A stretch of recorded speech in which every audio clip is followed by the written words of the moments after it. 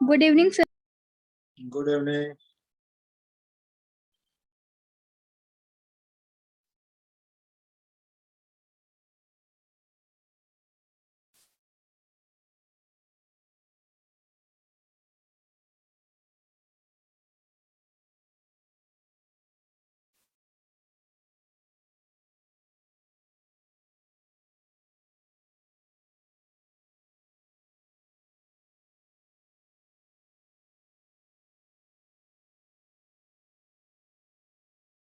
Chemistry में बताओ तो कहाँ तक हम लोग लास्ट क्लास में थे?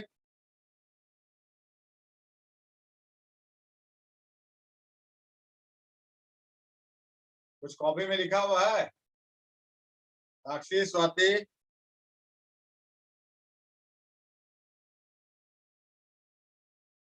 Deepshikha, Sir, evaporation. एवापोरेशन फिर से पढ़ना है।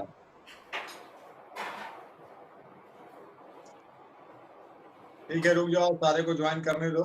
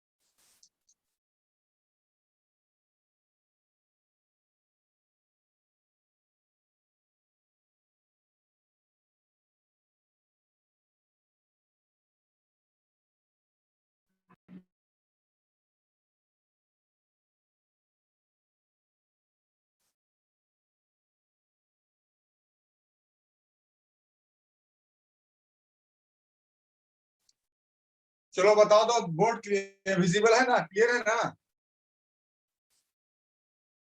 देखो हम लोग पढ़ रहे हैं evaporation.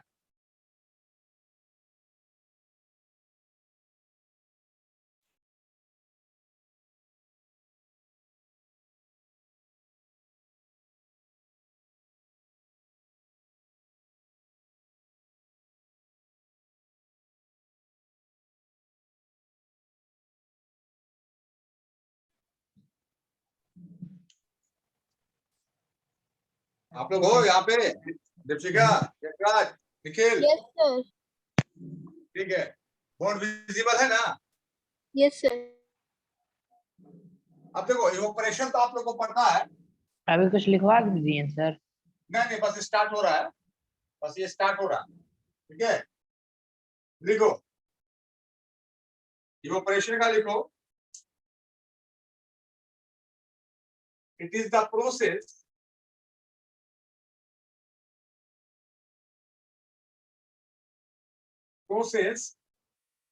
in which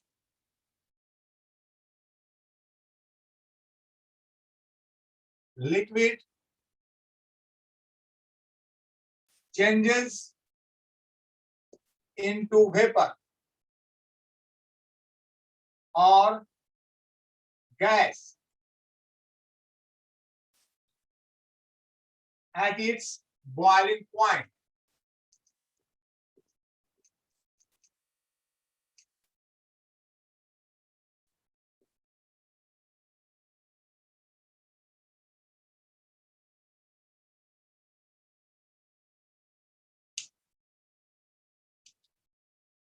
Next point, whenever evaporation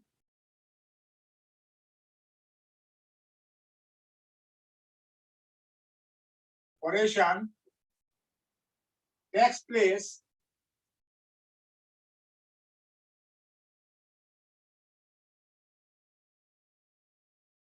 latent heat of vaporization is supplied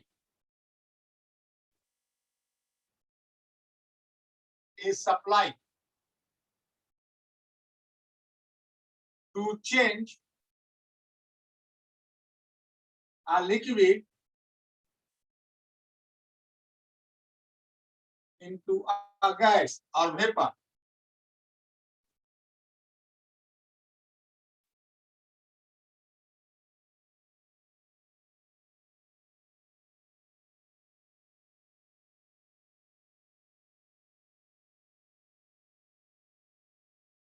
हो जाएगा तो बोलिएगा।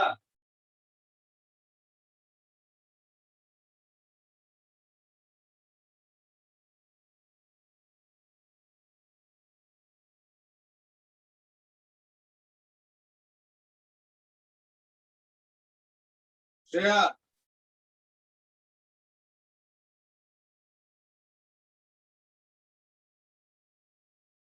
ठीक है दीपशिका, ओके।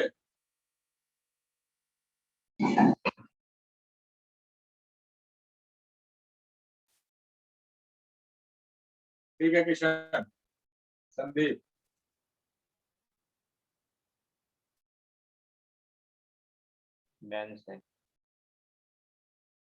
अब देखो इवोपरेशन तो आप लोगों को पता है कि इवोपरेशन का मतलब ये हो गया कि कोई लिक्विड जो है वेपर में चेंज हो गया अपने बॉइलिंग पॉइंट पे, तो वो कहलाया इवोपरेशन, ये प्रोसेस को। और जब जब इवोपरेशन होता है तो latent heat of vaporisation supply होता है।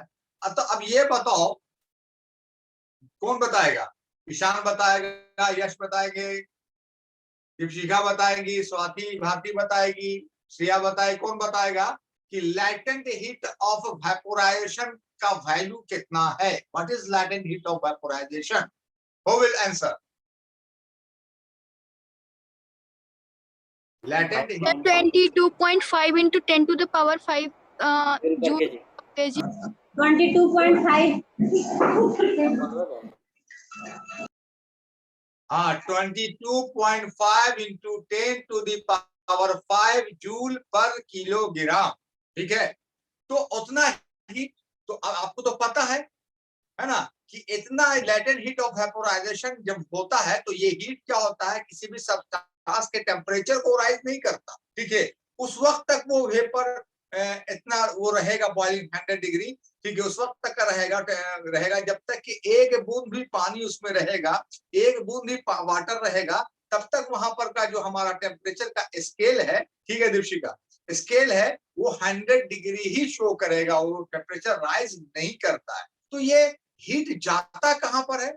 अब ये तुमको तो अच्छे से पता है कि सॉलिड के कंपैरिजन में लिक्विड के पार्टिकल्स के बीच में फोर्स ऑफ अट्रैक्शन जो होता है वो वीक होता है, क्योंकि उन पार्टिकल्स के बीच का जो डिस्टेंस होता है सॉलिड के कंपैरिजन में ज्यादा होता है।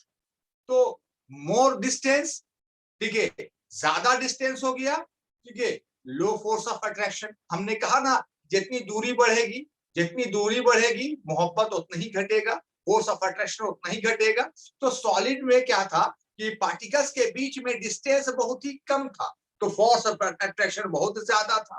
ठीक है, अब लिक्विड में क्या हुआ, पार्टिकल्स के बीच में डिस्टेंस ज्यादा है, गैप ज्यादा है, तो फोर्स ऑफ अट्रैक्शन बहुत ही कम है।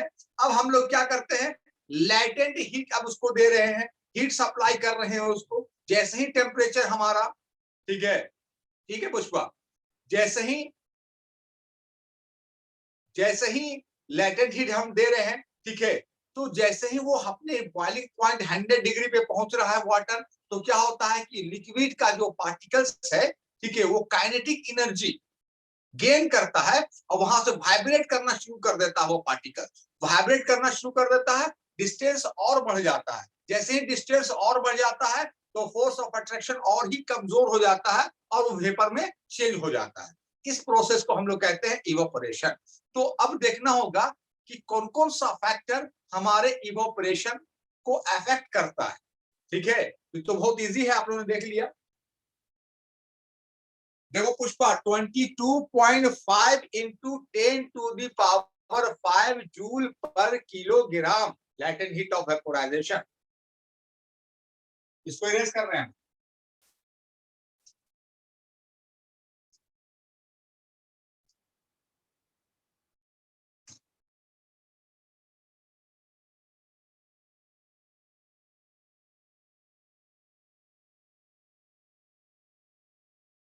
अब हमारा अगला जो टॉपिक है,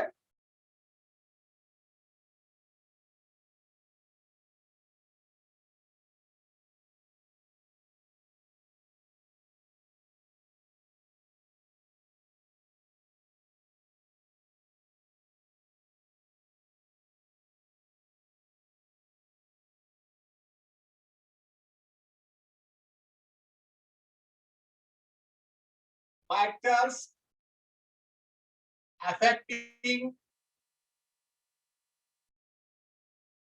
इवोपोरेशन।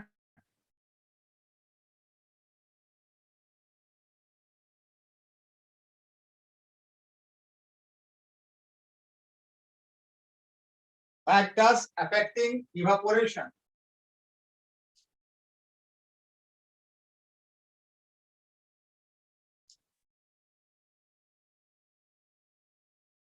पहला है आपका number 1, temperature.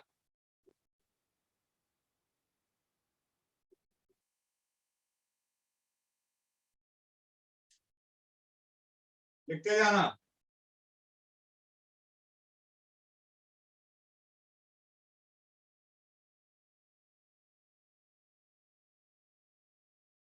Rate of evaporation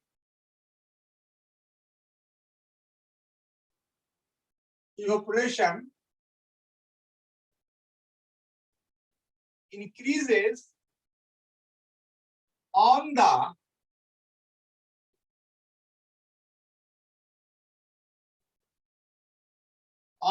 increasing the temperature.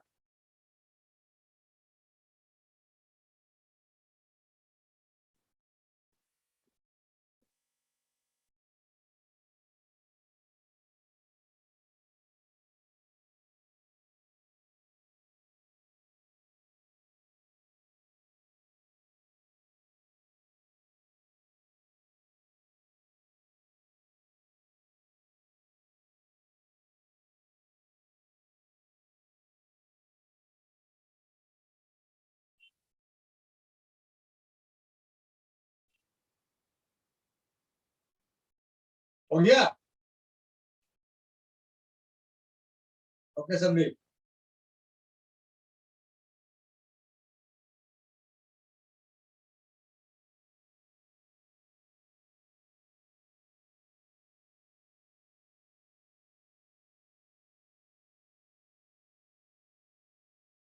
ठीक है दीक्षिता।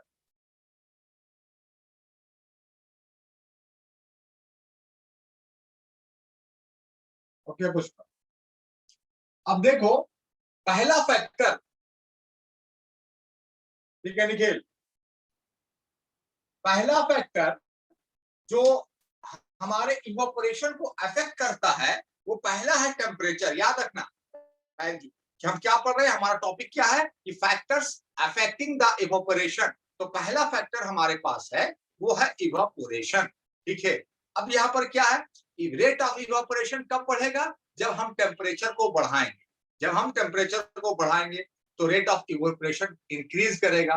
टेम्परेचर इंक्रीज करेगा, रेट ऑफ इवोपोरेशन इंक्रीज करेगा। टेम्परेचर डिक्रीज करेगा, रेट ऑफ इवोपोरेशन डिक्रीज करेगा। यानी कि rate of evaporation is directly proportional to the temperature.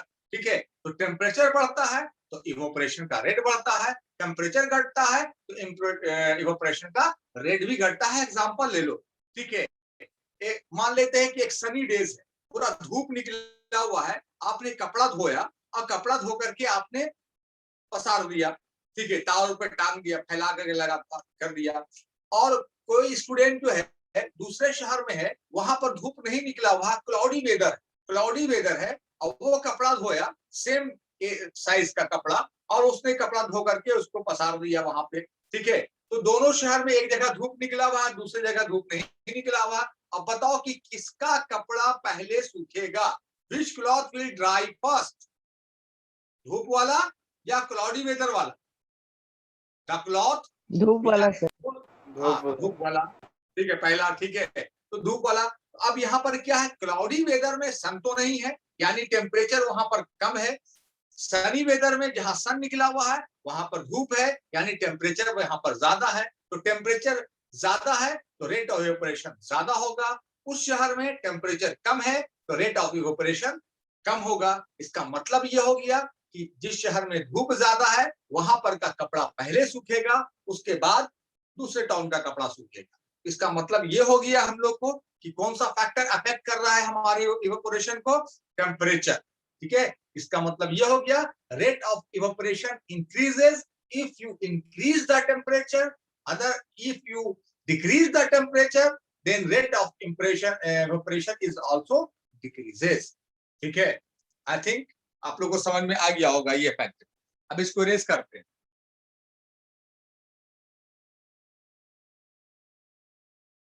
कर देना। Yes sir. हाँ,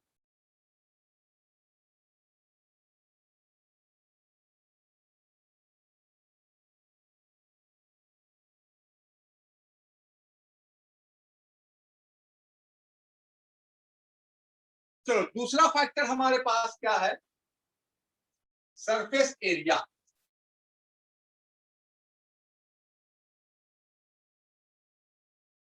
सरफेस एरिया,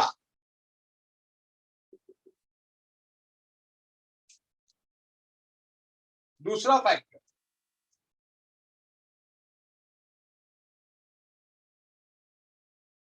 अब लिखना यहां पर है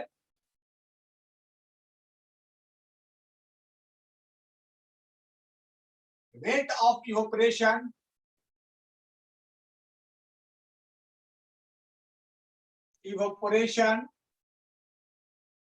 increases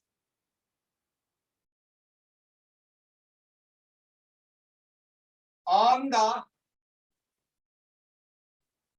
increasing of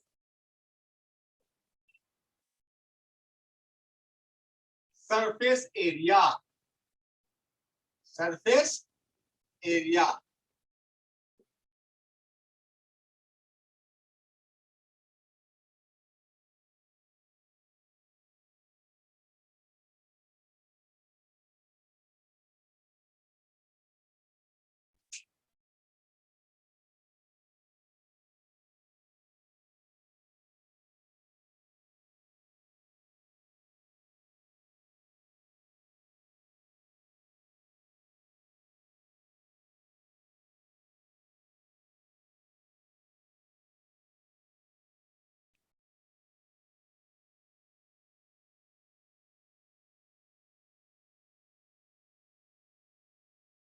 हो जाएगा, बता देना। Done sir. ठीक डन सर। ठीक। अब सरफेस एरिया को समझते हैं हम लोग हैं। ये दूसरा फैक्टर है। पहला रुकिए सर फैक्टर, अभी। अच्छा रुको देखो,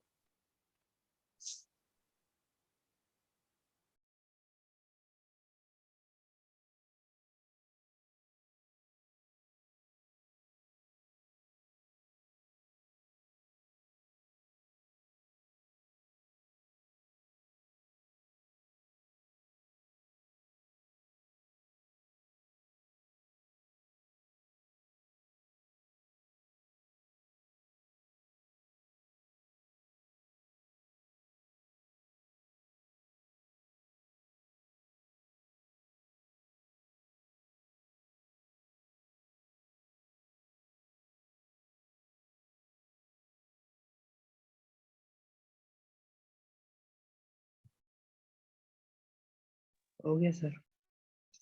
हाँ देखो, अब सरफेस एरिया ये दूसरा फैक्टर है जो हमारे इवोपरेशन को अफेक्ट करता है।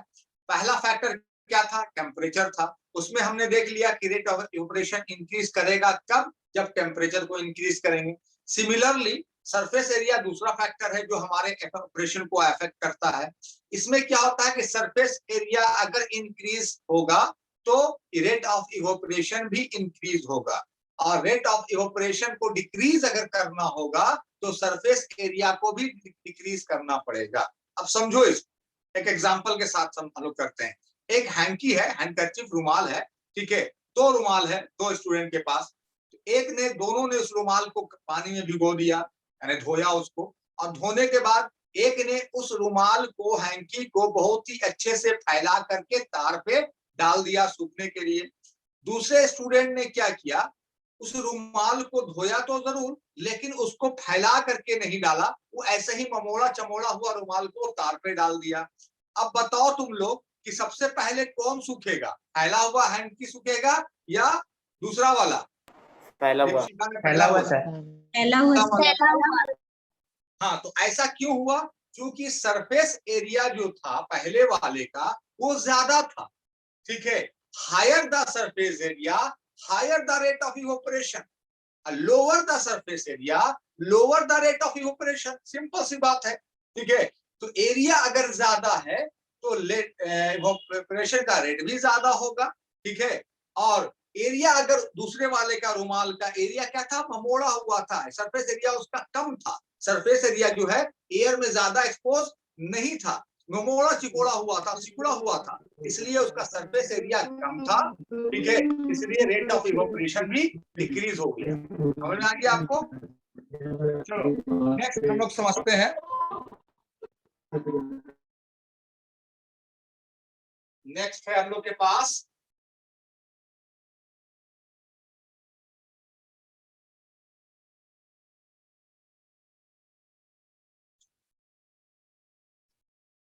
तीसरा,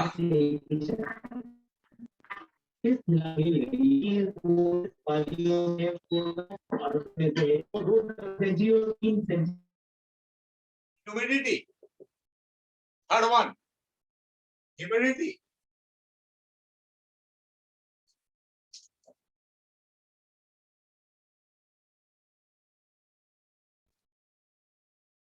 अब लिखना है इसको। ह्यूमिडिटी क्या है? सबसे पहले देखो, presence of water vapour, presence of water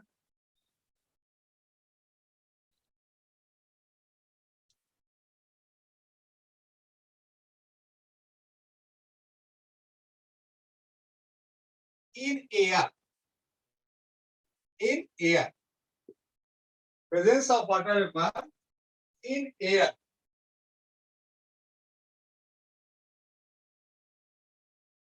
or the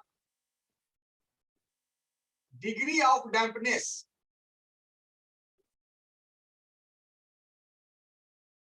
dampness in air। दोनों लिखो।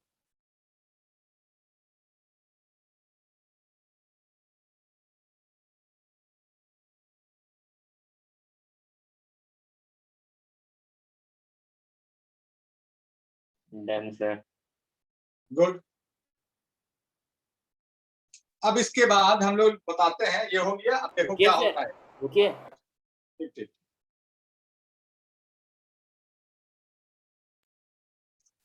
ओके पुष्पा।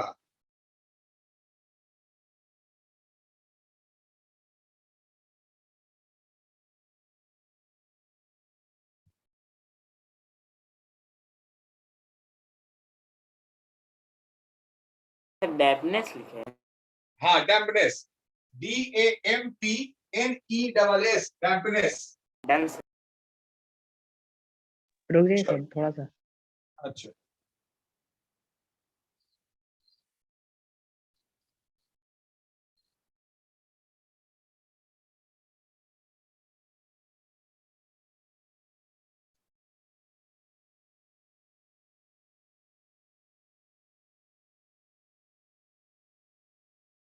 ओके हो गया।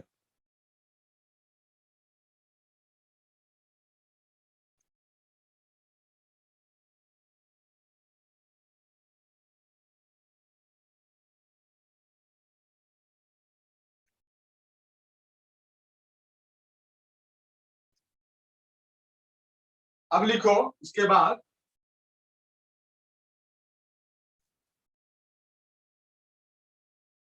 when the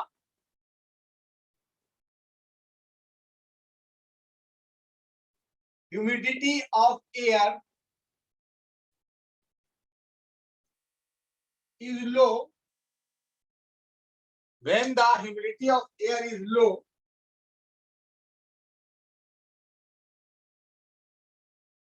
then the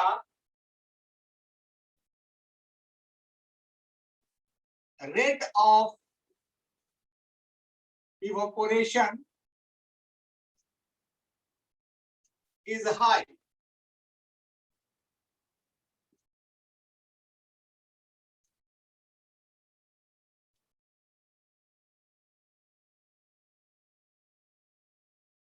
When the humidity of air is high,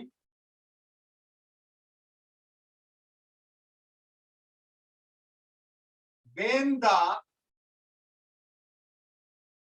rate of evaporation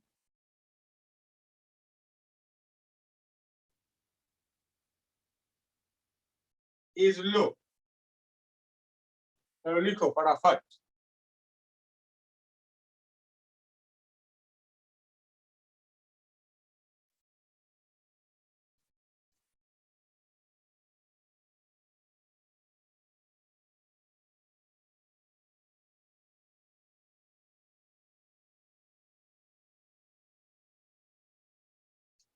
humidity हम लोग देख लिया, ह्यूमिडिटी किसे कहते हैं।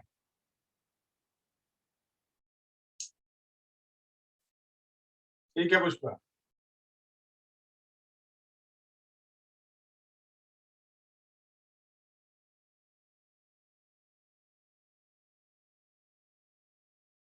Done sir. ठीक है, सारे का हो गया। Yes sir. ठीक, अब देखो अभी ह्यूमिडिटी क्या है। हमारे एटमॉस्फेयर में, एयर में वाटर वेपर मौजूद होता है।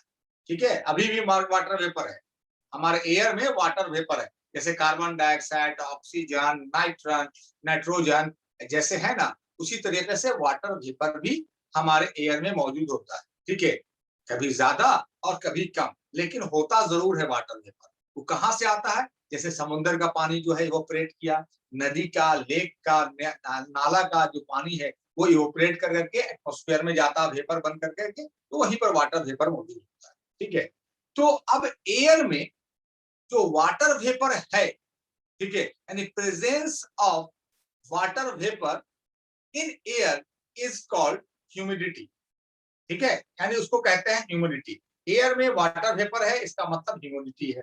ह्यूमिडिटी रहेगा, ईच एंड एवरी टाइम रहता है। ठीक है, यानी कि डैम्पनेस ऑफ एयर, यानी कि डैम्पनेस ऑफ एयर।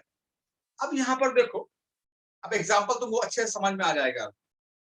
तो अभी हम लोग करते हैं कि बरसात, रेनी सीजन जो अभी चल रहा है, जो बरसात हो रहा है, ठीक है, और जहां पर दिल्ली में अभी बारिश नहीं हो रही, बहुत गर्मी ज्यादा है उधर वहां पर, ठीक है। अब वहां पर क्या होता है, वही उसी कपड़े को हम लोग जो पसारते हैं धो कर करके, ठीक है, उसमें पसारते हैं, तो यहाँ पर डेफनेस ज्यादा है, ठीक है, यहाँ पर डेफनेस ज्यादा है ना, यानी कि एयर में वाटर वेपर ज्यादा है। इसका मतलब ये हो गया कि यहाँ गया में ह्यूमिडिटी ज्यादा है।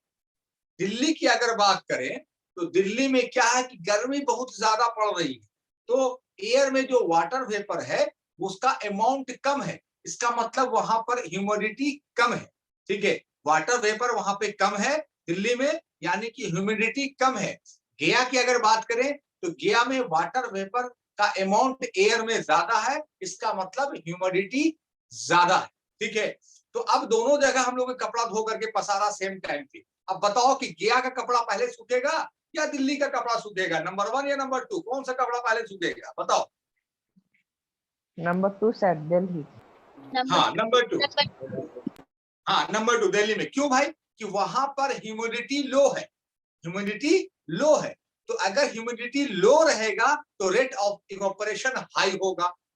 ह्यूमिडिटी अगर लो होगा तो रेट ऑफ इवोपरेशन हाई होगा। और गया की बात करें तो ह्यूमिडिटी जो है हाई है, इसलिए रेट ऑफ इवोपरेशन जो होगा लो, ठीक है। वही आप इस दोनों पॉइंट में लिखा है। आई थिंक आपको समझ में आ गया होगा ह्यूमिडिटी किसे कहते हैं, ठीक है। अभी और आपको चेक करना है कि सर एयर में वाटर वेपर है या नहीं है, तो ऐसा भी कर सकते हो तुम कि एक कोल्ड ड्रिंक लो, थम्स अप वगैरह, शीशे के गिलास में, एकदम चिल्ड कोल्ड ड्रिंक लो, शीशे के गिलास में डाल दो कोल्ड ड्रिंक को, कुछ सेकंड के बाद देखोगे उस गिलास में पानी का बूंद बाहर की तरफ आपको नजर आएगा। आता है ऐसा? Yes sir. Yes sir. Yes, sir. हाँ, तो इसका मतलब कि एयर में वाटर वेपर है, वही ह्यूमिडिटी कहलाता है। चलो अभी अगला देखते हैं।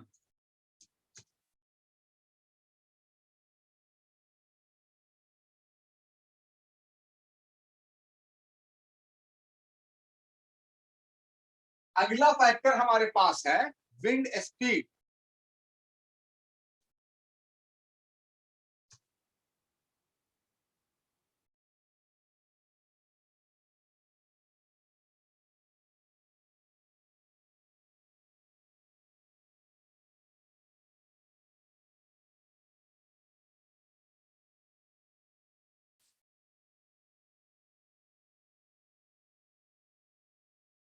Wind speed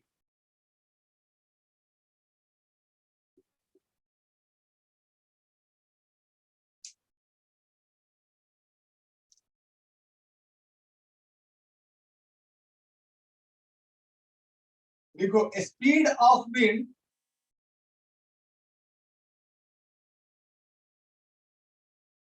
increases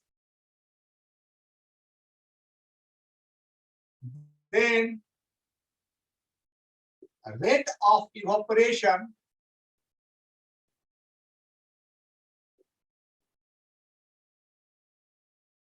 also increases.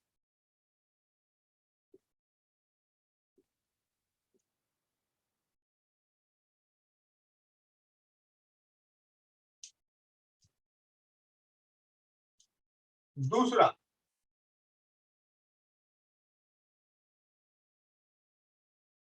wind speed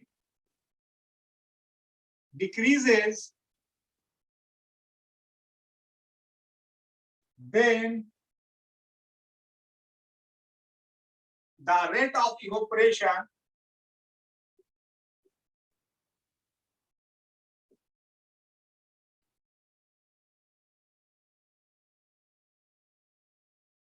also decreases.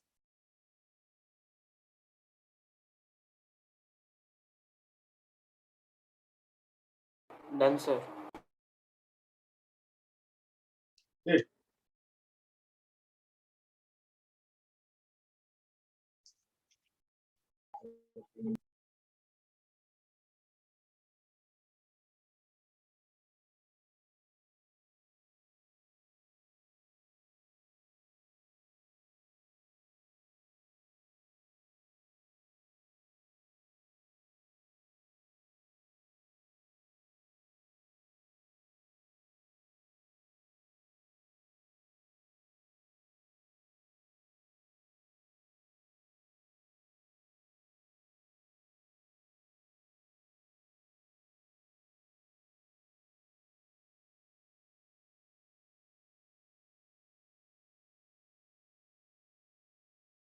Done sir. Okay done sir. ठीक, अब इसको समझ लो। विंड स्पीड तो आपको समझ में आ गया कि जब हवा तेज चल रही है, ठीक है, हवा तेज चल रही है, सब कुछ नॉर्मल है, सपोज कर लो टेम्परेचर भी नॉर्मल है, ह्यूमिडिटी भी नॉर्मल है, दो टोन का, ठीक है, दो टोन से कंपेयर कर रहे हैं, सपोज कर लो औरंगाबाद इंडिया को कंपेयर कर, टेम्परेचर जैसा वहां का वैसा यहाँ का, ठीक है, ह्यूमिडिटी वगैरह भी सेम है ना, सरफेस एरिया भी सेम, सब कुछ यहाँ पर सेम, थोड़ा सा विंड स्पीड में हम लोग घटाव बढ़ाव करते हैं। तो गया में जो हवा जो है वो तेज चल रही है, लेकिन औरंगाबाद में जो हवा है वो तेज नहीं चल रही है, विंड स्पीड जो है, स्पीड ऑफ विंड जो है वो लो है, लेकिन गया में जो स्पीड ऑफ विंड है वो हाई है। अब बताओ, कपड़ा दोनों जगह पसरा हुआ है, कौन से शहर का कपड़ा पहले सूखेगा, गया या औरंगाबाद? गया सर। गया।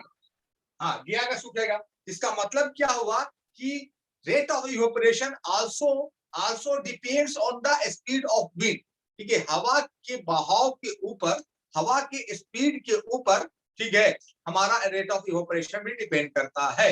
यानी कि अगर विंड ऑफ स्पीड इंक्रीजेस है, हाई है, तो रेट ऑफ इवेपोरेशन भी हाई होगा, अगर विंड ऑफ स्पीड लो है तो हमारा रेट ऑफ इवेपोरेशन भी लो होगा। तो ये आपका हो गया फैक्टर अफेक्टिंग ऑफ इवेपोरेशन।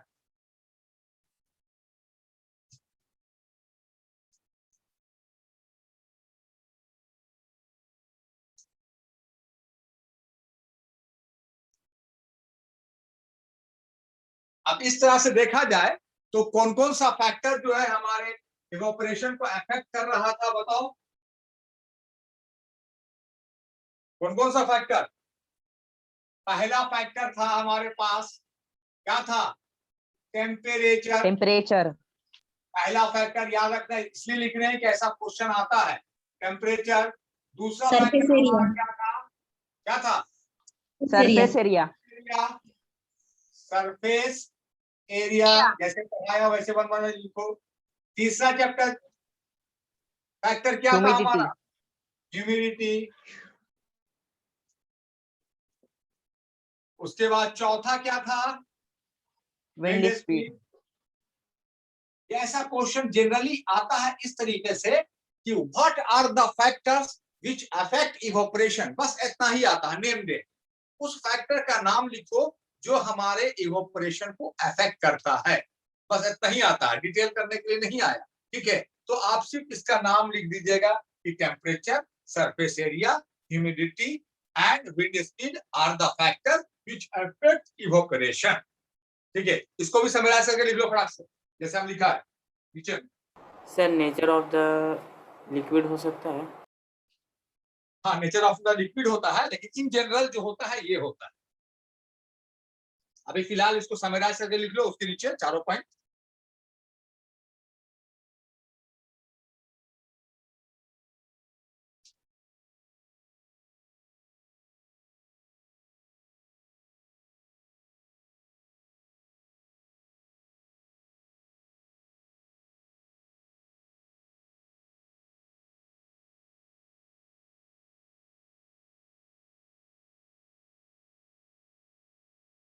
हो गया सर।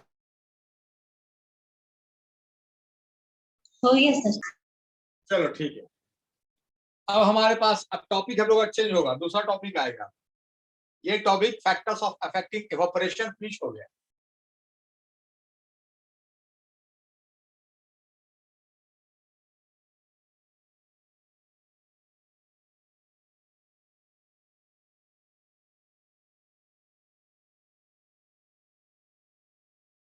अब हमारे पास टॉपिक है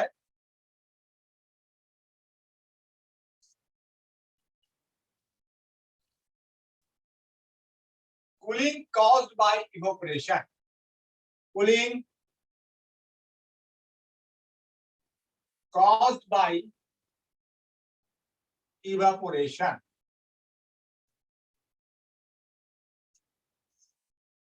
Cooling caused by evaporation. सबसे पहला हम लोग देखते हैं कि इन समर, गर्मी में, इन समर समर डेज, गर्मियों के दिन में, ठीक है, यूजुअली ज्यादातर we keep water in earthen pot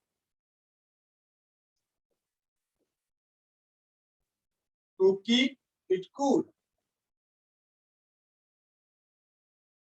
It cool. Why? है ना? क्यों?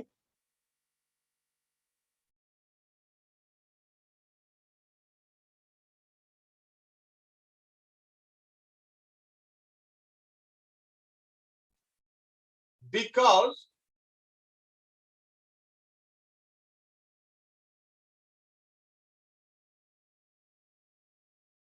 there are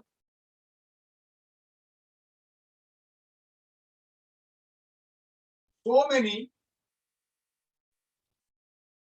small pores, हम इसको होल भी कह सकते हैं,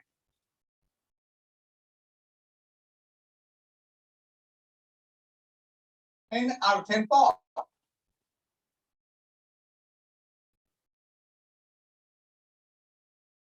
From where water is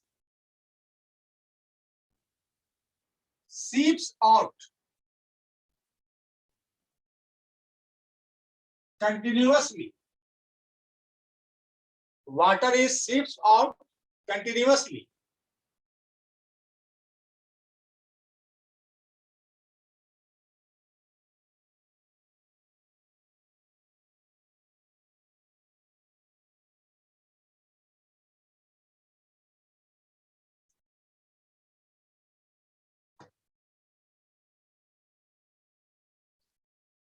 And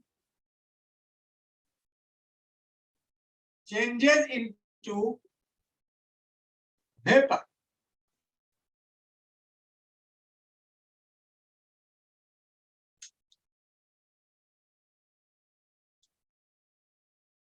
This water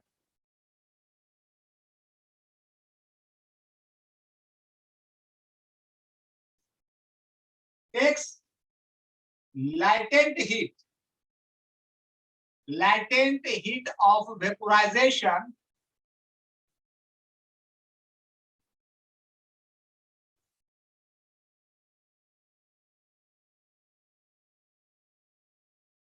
from the, ऊपर वाला इरेज कर रहे हैं,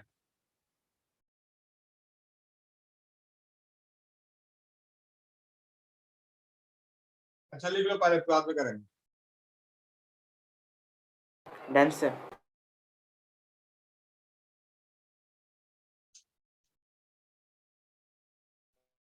Done, sir. ठीक है, Done, sir. Okay okay.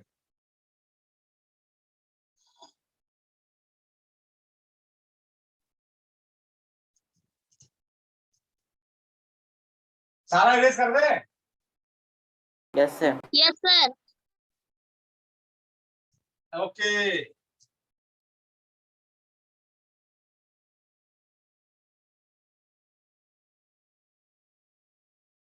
From the earthen pot,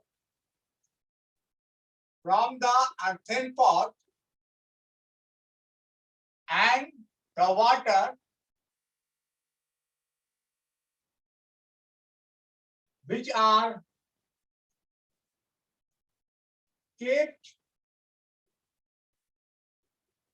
inside the pot.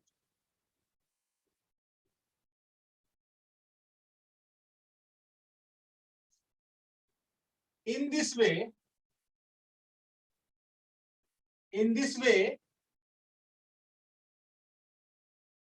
water gets cooled.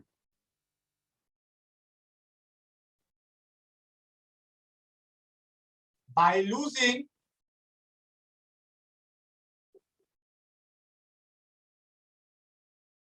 heat from it.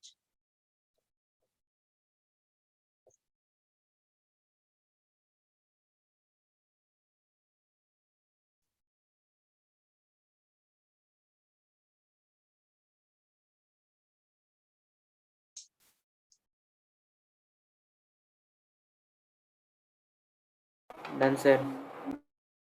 अब देखो सारे को ध्यान दो, पकड़ जाते हैं।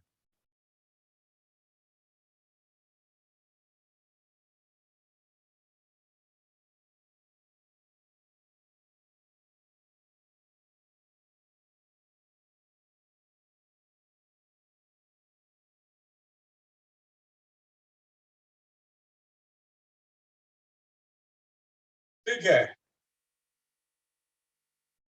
हो गया। Done. Done, Okay. sir. ठीक है, देखो जनरली हम लोग गर्मी के वक्त में, ठीक है, घड़े वगैरह में, सुराही वगैरह में, मिट्टी के बर्तन में पानी रखते हैं। अभी ना फ्रिज रेफ्रिजरेटर वगैरह आ गया है। अभी भी आप गांव वगैरह में जाओगे या हम यही शहर में जाओगे, ठीक है, तो ज्यादातर आपको घड़े में पानी मिलेगा रखा हुआ। रेफ्रिजरेटर का पानी, फ्रिज का पानी तो अभी आजकल कोरोना काल में तो और नुकसान भी है, हार्मफुल भी है, ठीक है, लेकिन घड़े का पानी, अर्थन पॉट का पानी आप पीजिएगा तो वो नुकसान नहीं है, हार्मफुल नहीं है। तो खैर वो अलग टॉपिक हो गया। इस टॉपिक में हम लोग पढ़ रहे हैं, हमारा टॉपिक है कूलिंग कॉज्ड बाय इवेपोरेशन, कि इवेपोरेशन के वजह से, ठीक है, कूलिंग होता है, ठंडा होता है। कैसे? एग्जांपल यहाँ पर हम लोग देख रहे हैं, ठीक है, कि एक घड़े में अगर पानी हम लोग रखते हैं तो पानी घड़े का ठंडा हो जाता है। क्यों होता है? क्योंकि घड़े के अंदर, यानी अर्थन पॉट का मतलब हो गया घड़ा भी हो गया, सुराही भी हो गया, ठीक है, या कोई भी बर्तन हो गया, लेकिन मिट्टी का है। तो घड़े में बहुत ही छोटे छोटे छोटे छोटे छेद होते हैं, जिसको पोर कहते हैं, PORE, पोर। उसको होल भी कहते हैं, HOLE, होल। तो बहुत छोटे छोटे छेद होते हैं। उस छेद से, अब इतना बड़ा छेद नहीं कि पूरा का पूरा पानी बह जाए, एकदम बहुत ही छोटे माइन्यूट, ठीक है, होल होते हैं। उस होल से, उस छेद से घड़े का पानी धीरे धीरे सीप करते रहता, पसीजते रहता, बाहर निकलते रहता कंटिन्यूअसली। जैसे ही वो बाहर आता है घड़े का पानी पसीज कर करके, ठीक है, क्या होता है, एक्सपोज टू एयर, एटमोस्फेयर में एक्सपोज होता है, तो क्या करता है, लैटेंट हीट एब्जॉर्ब करता है। लैटेंट हीट एब्जॉर्ब करता है, तो वो लैटेंट हीट किससे एब्जॉर्ब करेगा? चाहे तो घड़े से करेगा, या फिर जो घड़े के अंदर जो पानी है उससे लैटेंट हीट एब्जॉर्ब करेगा। जब वो पानी अपना हीट लूज करेगा, लूज करके बाहर वाले पानी को देगा जो पसीज करके बाहर आया, ठीक है, और वो पानी भाप बन करके, वेपर बन के बाहर चला गया, उड़ गया, ठीक है। तो घड़े के अंदर का पानी क्या है, अपना एनर्जी दे दिया, अपना हीट एनर्जी दे दिया, ठीक है, और इस तरीके से क्या हो गया, वो कूल हो गया, ठंडा हो। समझ में आ गया होगा आप लोग को आंसर इसका, कि क्यों ऐसा रखा जाता है। एक और एग्जांपल लेते हैं, गांव वगैरह में, शहर वगैरह में तुम देखे होगे कि गर्मी वगैरह में लोग जब रात के वक्त सोते हैं, सोने के लिए, तो शाम में क्या करते हैं कि अपने घर के बाहर आंगन वगैरह में, अगर मिट्टी का उनका आंगन उंगन है, ठीक है, या फिर पक्के का है, जब भी हो, तो वो लोग पानी पहले छींटते हैं, वहां पर सोने से पहले पानी छींट देते हैं, बाल्टी से या पाइप से पानी छींट देते हैं। अब बताओ पानी क्यों छींटते हैं, वाटर क्यों छूटते हैं? जब जैसे ही पानी ग्राउंड पे पड़ता है, वो पानी क्या होता है, लेटेंट हीट ऑफ वेपोराइजेशन उस ग्राउंड से एब्जॉर्ब करता है और वेपर बन के उड़ जाता है। तो वहां पर का ग्राउंड क्या हो गया, वो हीट रिलीज किया, वहां पर का जो ग्राउंड हो गया वो हीट रिलीज किया। जब हीट रिलीज करेगा बाहर की तरफ, ठीक है, तो भाप बन के पानी उड़ गया, और नीचे का जो ग्राउंड क्या हो गया, वो ठंडा हो, क्या हो गया, ठंडा हो गया। बहुत तरह का क्वेश्चन इससे आता है, ठीक है। चलो नेक्स्ट क्वेश्चन हम लोग, नेक्स्ट चीज हम लोग इसमें देखते हैं कि अब ये बताओ कि स्प्रिट का नाम सुने हो या पेट्रोल का नाम सुने होगे, स्प्रिट या पेट्रोल। आप स्प्रिट को Yes, sir. आप क्या करो, अपने हाथ के ऊपर से ऐसे लगा दो और हाथ को ऐसे से वेव करो, ऐसे से हाथ को वेव करो, तो आपको हाथ, आपका जो हाथ है ठंडा लगेगा, ठंडा महसूस होगा, यू फील कूल, है ना, आपको ठंडा लगेगा। तो ऐसा क्यों हुआ, वो जो स्प्रिट है वो लेटेंट हीट ऑफ वेपोराइजेशन, यानी कि वो हीट एब्जॉर्ब किया हमारे बॉडी से इस एरिया पर से हीट को एब्जॉर्ब किया। जब हमारा हैंड जो है वो हीट रिलीज करेगा, तो जाहिर सी बात है वो तो स्प्लिट वेपर बन गया, लेकिन यहाँ पर हम लोग को ठंडा महसूस होगा। क्या होगा, ठंडा महसूस होगा। ठीक उसी तरीके से जैसे कि अगर बर्फ, आइस का टुकड़ा, पीस ऑफ आइस अगर हम लोग अपने हाथ में लेते हैं ऐसे करके, तो हम लोग को क्या लगता है, ठंडा लगता है। क्या लगता है, ठंडा लगता है। क्यों लगता है, कि हमारा आइस जो है वो लैटेंट हीट ऑफ वेपोराइजेशन, ठीक है, हमारे हैंड से गेन करता है और हमारा हाथ जो है उतना हीट आइस को देता है। जब है वो हीट देगा तो जाहिर सी बात है हमारा हाथ ठंडा लगेगा। क्लियर हुआ? कॉन्सेप्ट समझ में आया? Yes, sir. Yes, sir. ऐसा नहीं कि बस इसी तरह का क्वेश्चन आपको आएगा।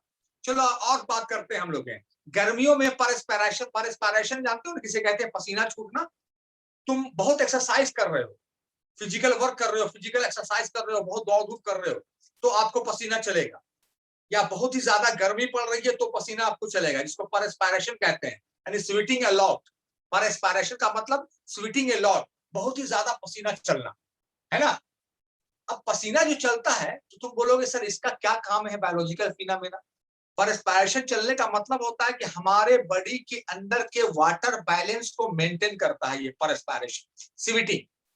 ठीक है, स्वेटिंग जो होता है हमारे बॉडी के अंदर के वाटर बैलेंस को मेंटेन करता है। बहुत ही इंपॉर्टेंट चीज है, पसीना चलना चाहिए, ये बुरी चीज नहीं है। ठीक है, ये आप बिल्कुल एक्सरसाइज कर, बहुत आप एक्सरसाइज कर रहे हो, बहुत दौड़ धूप कर रहे हो, आपको पसीना चल ही नहीं रहा है। इसका मतलब कि आपके बॉडी में पानी की कमी है। ठीक है, तो पसीना कब चलेगा? जब हमारे बॉडी में वाटर को एक्सेस वाटर होगी, एक्सेस बॉडी के अंदर वाटर आ गई, तो वो वाटर जो है, एक्सेस वाटर जो है, चाहे तो यूरिन के फॉर्म से बॉडी से बाहर निकलेगा, चाहे तो स्वेट के फॉर्म से बॉडी से बाहर निकलेगा। इन दोनों फॉर्म से बॉडी से बाहर निकलेगा अगर एक्सेस वाटर है तो। ठीक है, तो परस्पिरेशन हुआ, है ना? परस्पिरेशन हो तो वाटर बैलेंस को मेंटेन किया। तो गर्मियों में क्या होता है कि हम लोग को पसीना बहुत चलता है, परस्पिरेशन होता है, स्वेटिंग होता है। अब होता क्या है कि वो जैसे ही वो पसीना बॉडी से बाहर निकला, ठीक है, और हम लोग जो पंखा के नीचे है, कहीं पर भी हम लोग छांव में बैठ जाते हैं और ठंडी ठंडी हवा के अंदर बैठ जाते हैं, तो बोलते हैं हाँ बहुत ठंडा लग रहा है, बहुत अच्छा लग रहा है। तो होता क्या है कि वो पसीना जैसे ही बॉडी से बाहर निकला, ठीक है, एयर के एक्सपोज में आया, तो वो वेपर बन जाएगा। क्या बनेगा? वेपर बनेगा। वेपर बनने के लिए उसको हीट चाहिए। कौन सा हीट चाहिए? लेटेंट हीट ऑफ वेपोराइजेशन, क्योंकि वेपर बनना है उसको। ठीक है, तो लेटेंट हीट ऑफ वेपोराइजेशन वो कहां से एब्जॉर्ब करेगा? हमारे बॉडी के अंदर से लेटेंट हीट ऑफ वेपोराइजेशन को एब्जॉर्ब करेगा और हम लोग को ठंडा लगेगा। इसलिए पंखा के नीचे बैठते हैं तो रेट ऑफ इवेपोरेशन तो अभी बता दिया, wind of speed, rate of evaporation increase करेगा। तो वो आखिर पसीना जो है, स्वेट जो है, वो हीट कहां से एब्जॉर्ब करेगा? हमारे बॉडी से एब्जॉर्ब करेगा। ठीक है, हमारे बॉडी से एब्जॉर्ब करेगा तो हम लोग को ठंडा लगेगा, अच्छा लगेगा। ठीक है, अब एक क्वेश्चन और आता है, ये हम लोग, ये मेन चीज हमने लिखा दिया है, अब सारा आंसर इसी के बेसिस पे होगा, याद रखना। अब गर्मी में हम लोग व्हाइट शर्ट ज्यादा रिफर करते हैं कि नहीं करते हैं? बोलो जल्दी से। Yes, sir. हाँ, व्हाइट शर्ट हम लोग ज्यादा रिफर करते हैं, ब्लैक शर्ट हम लोग रिफर नहीं करते। ठीक है, तो व्हाइट शर्ट हम लोग रिफर करते हैं, ब्लैक शर्ट रिफर नहीं करते, क्योंकि क्या होता है कि व्हाइट जो होता है गुड एब्जॉर्बर होता है। ठीक है, जैसे ही एब्जॉर्ब हीट, व्हाइट शर्ट क्या करता है? जब जो हमारा स्वीट जो आया, वो जो स्वीट जो आया बाहर में, तो व्हाइट जो होता है उस स्वेट को, उस पसीने को एब्जॉर्ब कर लेता है। ठीक है, बाहर से जो हीट पड़ता है ना, तो रेट ऑफ इवेपोरेशन इंक्रीज करेगा, लैटेंट हीट ऑफ इवेपोरेशन हमारे बॉडी से लेगा और आराम से हम लोग को ठंडा, हम लोग कंफर्टेबल महसूस करेंगे if we are wearing white colour of shirt. ठीक है, अगर in spite of white colour shirt we wear black colour, ठीक है, वो क्या होता है? वो हीट को एब्जॉर्ब, हीट, ब्लैक कलर क्या करता है? हीट को, तो बाहर से जो हीट आ रहा है बॉडी के अंदर, सूरज की रोशनी जो आ रही है, वो हीट को एब्जॉर्ब कर लेता है। बॉडी के अंदर से जो हीट निकल रहा है उस हीट को तो एब्जॉर्ब कर लेता है, लेकिन रेडिएट नहीं करता। बॉडी के अंदर से जो हीट निकल रहा है उसको बाहर नहीं जाने देता। लेकिन व्हाइट क्या कर रहा है? व्हाइट कलर जो होता है, बॉडी के अंदर से जो हीट निकल रहा है उसको एब्जॉर्ब करके उसको रेडिएट कर दे रहा है बाहर की तरफ। लेकिन ब्लैक कलर क्या कर रहा है? एब्जॉर्ब करके वो रेडिएट नहीं कर रहा, बाहर की तरफ नहीं फेंक रहा है। तो हीट क्या हुआ? शर्ट और बॉडी के अंदर घूम रहा है, शर्ट और बॉडी के अंदर घूम रहा है। उस कंडीशन में हम लोग क्या करते हैं? अपने शर्ट का बटन खोलते हैं, ठीक है, अपने आप को ऐसे ऐसे करते हैं, वो बहुत गर्मी लग रही है, करते हैं ना ऐसा, ठीक है, ताकि बॉडी के अंदर का जो हीट जो होता है वो बाहर की तरफ भागे। इसलिए ज्यादातर हम लोगों को क्या करना चाहिए इन समर? ठीक है, we refer white colour cotton shirt. समझ में आ गया? बोलो। Yes, sir. Yes, sir. हाँ, अब चलो, हाँ, अब इस तरह का याद रखना हमेशा कि हम सिर्फ ये एक क्वेश्चन का आंसर आपको बता दिया कि ज्यादातर पूछा जाता है कि सुराही में, घड़े में गर्मियों में जो पानी रखते हैं वो ठंडा क्यों हो जाता है। इसी बेसिस पे आपको, यानी कि इस टॉपिक पे, कूलिंग कॉस्ट बाय इवेपोरेशन के टॉपिक में बहुत सारा हॉट क्वेश्चन आता है। हाँ, यस जी का बहुत सारा हॉट क्वेश्चन आता है। एक तो पानी ठंडा सुराही में होता है क्यों, दूसरा क्वेश्चन, घर के आगे हम लोग सोने से पहले पानी छिड़कते हैं, वो ऐसा क्यों। तीसरा, गर्मियों में हम लोग व्हाइट शर्ट पहनते हैं, ब्लैक कम रिफर करते हैं, ऐसा क्यों। चौथा, गर्मी में जो परस्पायरेशन होता है, पसीना चलता है और हम लोग को ठंडा महसूस होता है, कूल महसूस करता है होते हैं अगर पंखे के नीचे बैठते हैं, तो ऐसा क्यों। latent heat, not only latent heat, Deepshikha, latent heat of vaporization you have to write, ठीक है। तो ये सारे क्वेश्चन, दूसरा, पेट्रोल या स्प्रिट को अगर हम अपने हाथ पे लेकर के वेव करते हैं तो हमें ठंडा महसूस होता है क्यों। आइस के टुकड़े को बर्फ में हाथ में रखते हैं, यस दीपशिका, तो हमें ठंडा लगता है क्यों। इस तरह का बहुत सारा क्वेश्चन है जो आपको इसी बेस पे देना होगा, लेटेंट हीट ऑफ वेपोराइजेशन। इससे कोई भी क्वेश्चन आए, आप लोग के पास साइड बुक होगा, एनसीईआरटी की किताब होगी, पहले एनसीईआरटी को डील करना, अगर साइड बुक होगा तो साइड बुक से क्वेश्चन आंसर करना, more question answer more you get command, ज्यादा क्वेश्चन से करोगे ज्यादा कमांड आपको मिलेगा। लास्ट टॉपिक जो चैप्टर को फिनिश करने वाला है, उस टॉपिक बस 1 मिनट का है, उसको देख लो। Okay Deepshikha, you done with your NCERT. जिसके पास एनसीईआरटी है वो सिर्फ एनसीईआरटी से क्वेश्चन आंसर करेंगे, जिसके पास, लेकिन Deepshika you should have to arrange side book like Chand, Prachi, Saraswati, Pushpa, तुम भी, सब सारे लोग एनसीईआरटी तो करना ही करना, ये बैकबोन। उसके साथ जितनी प्रैक्टिस करोगे उतना ही आपके लिए अच्छा होगा, उतना ही कमांड। तो एक लास्ट टॉपिक है 2 मिनट का, उसको कर लेते हैं हम लोग, उसके बाद क्लास ओवर हो।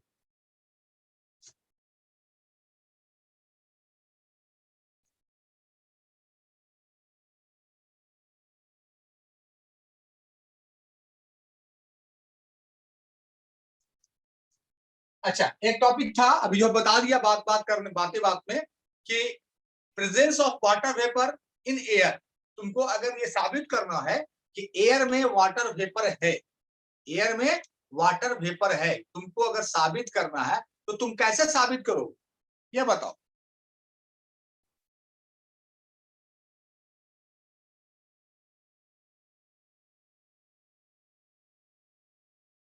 ठीक है, सिंपल सी बात है। आप अभी बताया था ना, कोल्ड ड्रिंक वगैरह आप शीशे के गिलास में आप रखो, ठीक है, और उसके बाद गिलास के ऊपर में देखो कि पानी का बूंद डिपॉजिट हो गया, इसका मतलब एयर में वाटर वेपर। हमारा लास्ट टॉपिक है, ठीक है, fourth and fifth state of matter. Fourth and fifth state of matter. तो हम लोगों ने देखा था, पहला पढ़ा था सॉलिड स्टेट ऑफ मैटर, कितने थे हम लोग, 3, लिक्विड, गैस, ये 3 चीज हम लोग देख रहे थे। चौथा हमारा क्या है, प्लाज्मा और Bose Einstein condensate. Bose Einstein condensate, यानी कि हम लोग इसको बीईसी भी कहते हैं, ब्रैकेट में कर दो, बीईसी, बोस आइंस्टीन कंडेंसेट।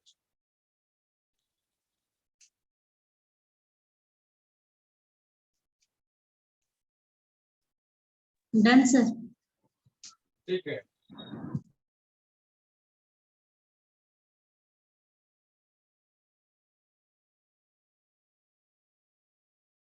अब देखो सॉलिड तो हम लोग पढ़ा, ये भी सरप्राइज होगा आप लोग को कि sir there are 3 states of matter, you are saying there are 5 states of matter. हाँ, शुरुआती दौर में हम लोग देख रहे थे कि there are 3 states of matter, solid, liquid and gas. But later on, ठीक है, जैसे जैसे दिन पास होते चला गया, बाद में पता चला कि सिर्फ 3 स्टेट ऑफ मैटर नहीं है, 5 स्टेट ऑफ मैटर है। चौथा है प्लाज्मा और पांचवा है बोस आइंस्टीन कंडेंसेट। देखो अब बोस हमारे इंडियन साइंटिस्ट थे, आइंस्टीन हमारे फॉरेनर साइंटिस्ट थे, ये दोनों ने कलेक्टिवली 5वें स्टेट ऑफ मैटर को डिस्कवर्ड किया। इसलिए उन दोनों के नाम पर, हमारे इंडियन साइंटिस्ट और आइंटिस्ट के नाम पर, ठीक है, इस 5वें स्टेट का नाम रखा गया BEC, बोस आइंस्टीन कंडेंसेट। चौथा है प्लाज्मा। प्लाज्मा जो है आपका कि जैसे सन चमक रहा है, ग्लो कर रहा है, क्यों कर रहा है, ठीक है, due to helium, presence of helium.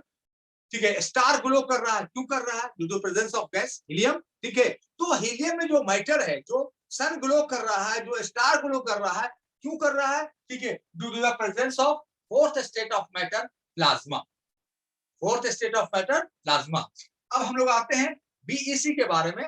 जब केमिकल एक्सपेरिमेंट करते हैं हम लोग केमिस्ट्री में, तो डिस्चार्ज ट्यूब होता है, ठीक है, उसमें रेज वगैरह, जैसे न्यून गैस, जैसे हीलियम गैस, उस सब में गैस में कौन सा स्टेट ऑफ मैटर रहता है, 5वां, 5th स्टेट ऑफ मैटर रहता है, यानी कि BEC, बोस आइंस्टीन कंडेंसेट। चलो यहाँ पर से चैप्टर फिनिश हो गया। आप लोग के पास NCERT का जो क्वेश्चन होगा, ठीक है, उसको कर करके हम मेरे को व्हाट्सएप करो, हम उसको देख लेते हैं, वे ऑफ आंसरिंग आप लोगों का, ठीक है।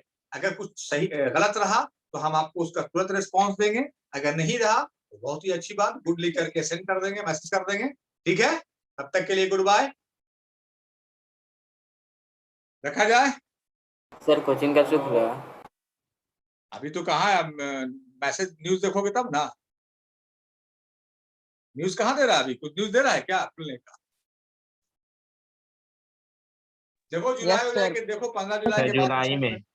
हाँ जुलाई में देखो, ऐसे सर तो खुला हुआ है सर। दीपशिखा बोल रही है 1 जुलाई से,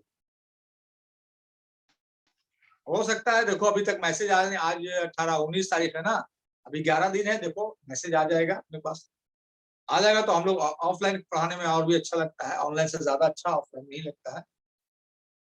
बस दुआ करो कि कोरोना जो है बिल्कुल खत्म हो जाए, पूरे ह्यूमैनिटी पे असर पड़ रहा है।